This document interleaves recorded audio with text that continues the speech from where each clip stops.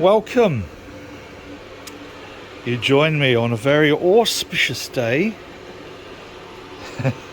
and wish I hadn't said it like that.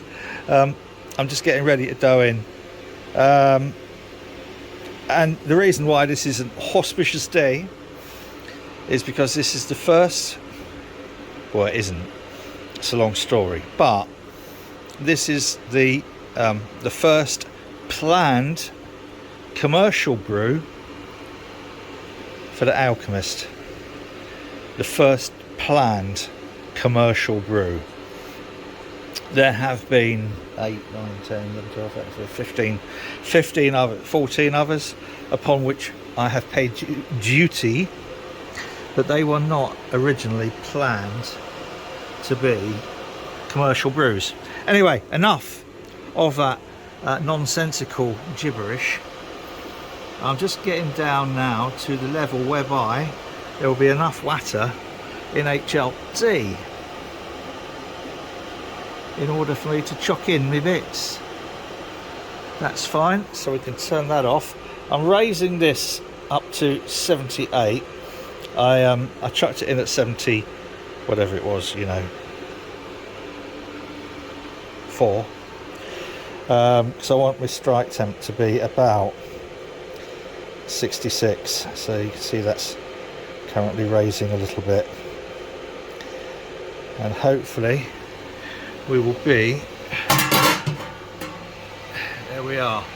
Now historically I've always put the water in first and then gradually entered the grains into the database. No, so that's what I'm going to do this time. When we move up to this kit, the larger kit and the larger mash tun over there, I'll probably lay all the grains in the bottle and then let the bottom and then let the water come up. So there we go. So I better get these grains in there and start stirring it all up, hadn't I?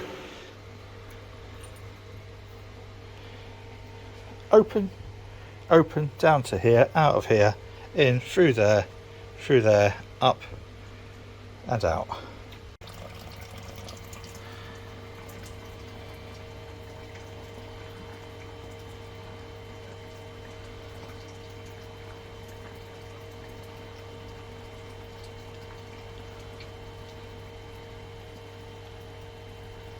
So that's the recirculation now going through the herms, and we'll start to see this climb a little bit. Now I'm not overly impressed with the accuracy of this PID, so I'm going to manually intervene.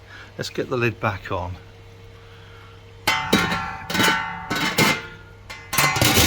There we go.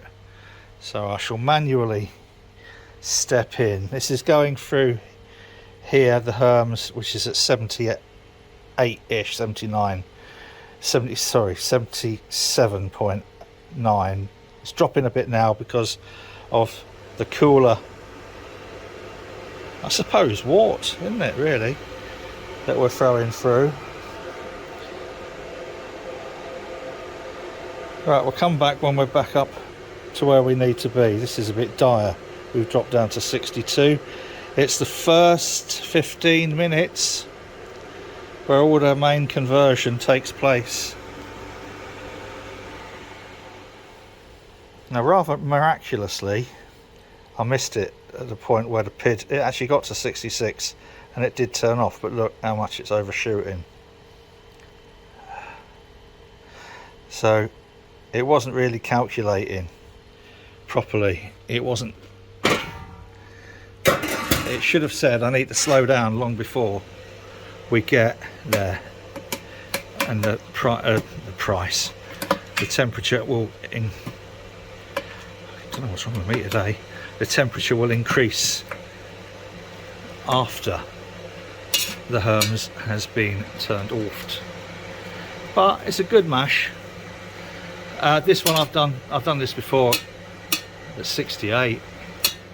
It does alter the profile of it a little bit, but sometimes with these, anywhere between 66 and 68.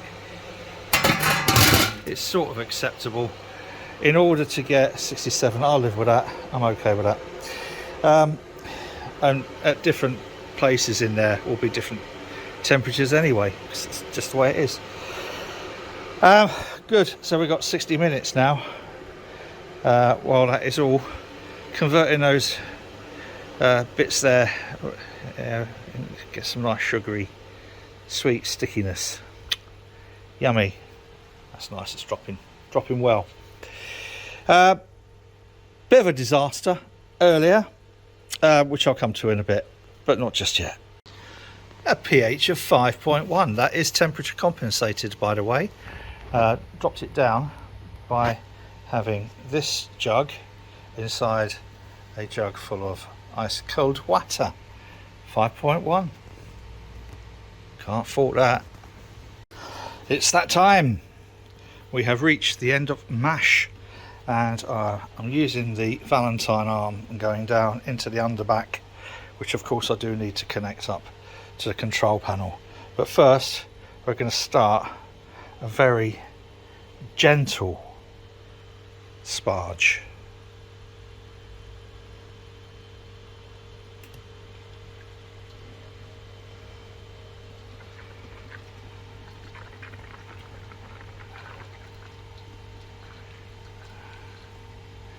And then throttle that right back. We now know, so I can turn that off for a second. We now know there's no bits going to be going through there, so I can put my spray ball on. Where's my spray ball? Bugger. Spray ball, pump on, and then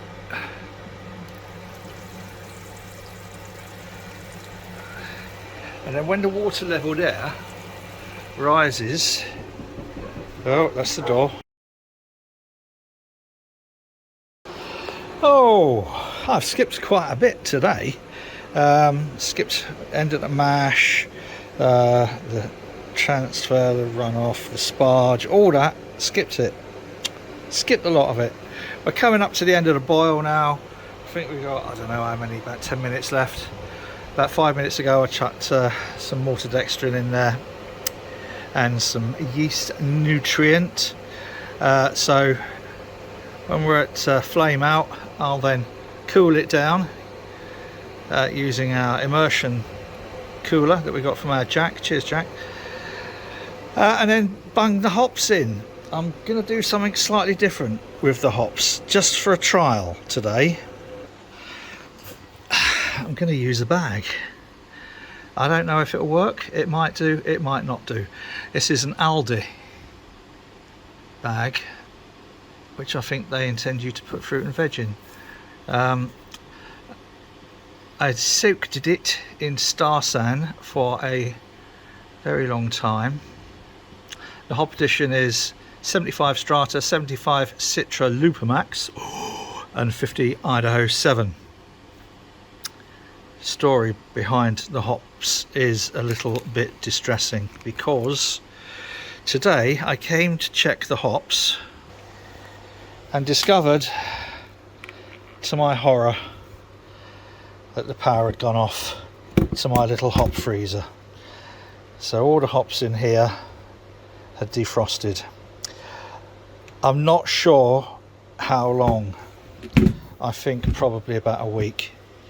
So what I did decide to do, this is our little still, which when we had our compliance visit from His Majesty, well no, it was her at the time, Revenue and Customs, one of the first things this guy said, I think he's been watching too much of, you know, the bill, was, "Where's your still? We know you got a still." I said, "Actually, I've got two." I'm not sure this one would be any good for distilling anything, but it's to go behind the bar when the bar's set up, because it's pretty. It's a nice looking thing. He said, "What you got two for?" I said, "Well, use one for distilled water, like, you know, for that, for cleaning out the easy dens, and also for mixing with Starsan." Anyway, you don't want to hear all that nonsense. You want to know about the hops. Some of the hops were in bags like this, and they'd split and things. So I can't think I'm going to chuck those, but things like these, which were from Get Her Brewed, were still vac packed, and in the bottom and quite cold. These from Timmy, these were still vac packed and not frozen but cold enough for me to think I'll still use those. But sadly, I think it probably won't hurt. Go through everything else in there. If I actually look through, I wonder if I can, I don't know if I can do in my spreadsheet. I'll show you the spreadsheet for the hops I've got. There's probably about, I don't know, 15 kilos, which, no, yeah, maybe, there might be 15 kilos, of which can be chucked away.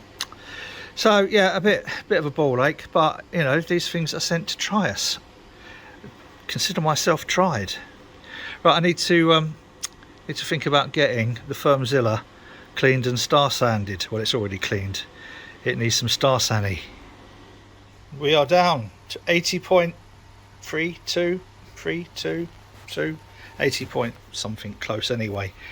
And we have a big bag of azops, which I'm just going to let them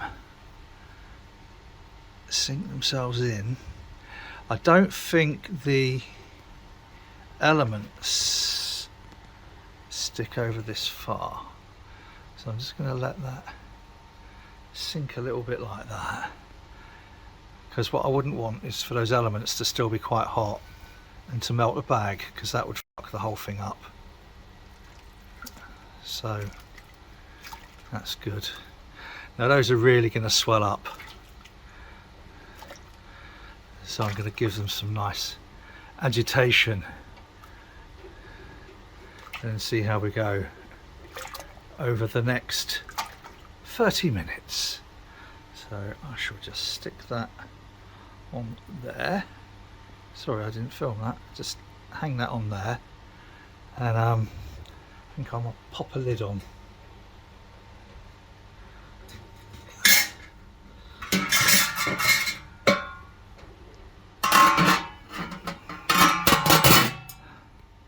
There we are, back in 30 minutes, when what I'm going to do this time is I've raised the HLT up to 90 degrees. I'm going to use it to clean both pumps out, and because I'm not going to be recirculating through the chiller, the plate chiller, I'm going to whack some of that water straight through there so it cleans everything out. This has been cleaned out.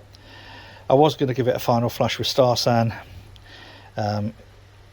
It had a tiny amount of Star San left in it, not enough to cause damage to the brazing on the plates, but I flush it with water, so now I'm going to flush it with, you know what I mean, don't you, from there.